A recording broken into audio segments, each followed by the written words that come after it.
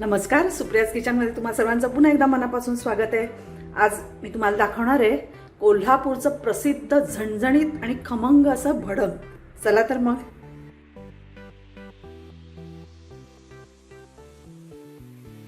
भडंग बनवण्यासाठी आपण इथे पॅन ठेवलाय तापत, त्यात 4 चमचे तेल घालते मी।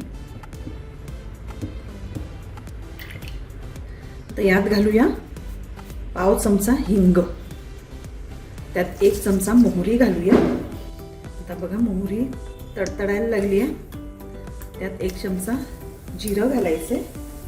तर यामध्ये घालूया कढीपत्ता,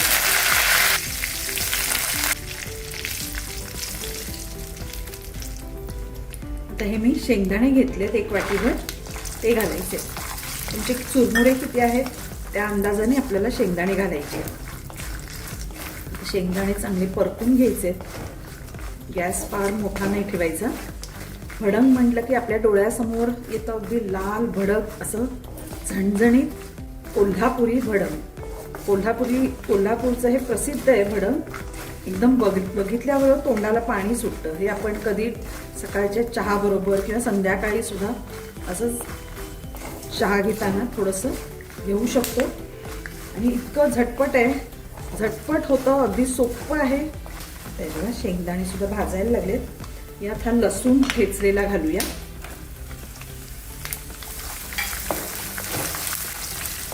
भडंग हे फोडणीवर अवलंबून असतं, काही जण चुरमुऱ्यावर वरून फोडणी घालतात। आपण आज फोडणीमध्ये चुरमुरे घालणार आहोत। चुरमुरे मुरमुरे तुम्ही काही म्हणू शकता।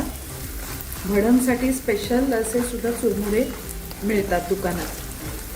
तर यात घालूया अर्धा चमचा हळद। तुम्हाला जर यामध्ये जास्त शेंगदाणे आवडत असले तर आणि थोडे घातले तरी चालतील, कारण यामध्ये आपण इतर काही घालत नाही जे आपण एरवी चिवड्यामध्ये घालतो। खोबरं किंवा चण्याची भाजकी डाळ असते ती यात घालणार नाहीये। आता यात घालायचे हे लाल तिखट आहे, हे 2 चमचे घातले मी। हे चांगलं परतून घेऊया, मस्त असा रंग आलेला आहे। यात आता चवीपुरतं मीठ घालायचंय। चुरमुऱ्यामध्ये थोडंसं मीठ असतं, त्यामुळे या फोडणी पुरतंच आधी घालायचंय मीठ, नंतर जर वाटलं तरच थोडंसं वरून घालायचं। इथे मी 1 चमचा पिठी साखर घेतली आहे। पिठी साखर घालावी, त्याने अतिशय छान अशी चव येते भडंगला। आता सगळ्यात शेवटी आपण यामध्ये घालणार आहोत अर्ध लिंबू।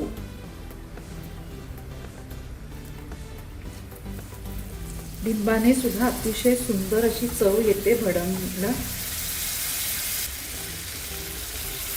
आता आपली फोडणी तयार झालेली आहे। यात हे चुरमुरे घालायचे। हे मी पॅकिंग मधून आणलेत, तसेच्या तसे आता काढलेले आहेत, त्यामुळे ह्याला वेगळं गरम करायची गरज नाहीये। जर समजा तुम्ही आधी काढून ठेवलेले असले आणि मऊ असले चुरमुरे तर थोडेसे आधी भाजून घ्यायचे, नाहीतर मग भडंग मऊ पडतं। आता हे व्यवस्थित परतून घेऊया। हे बघा आता सगळं मिक्स झालेलं आहे, आपलं भडंग तयार झालंय। अगदी मस्त असं झणझणीत चमचमीत असं भडंग तयार आहे आपलं।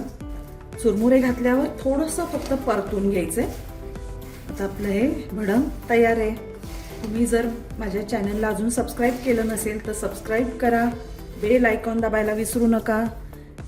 तुम्हाला जर माझी रेसिपी आवडली असेल तर लाईक करा, शेअर करा।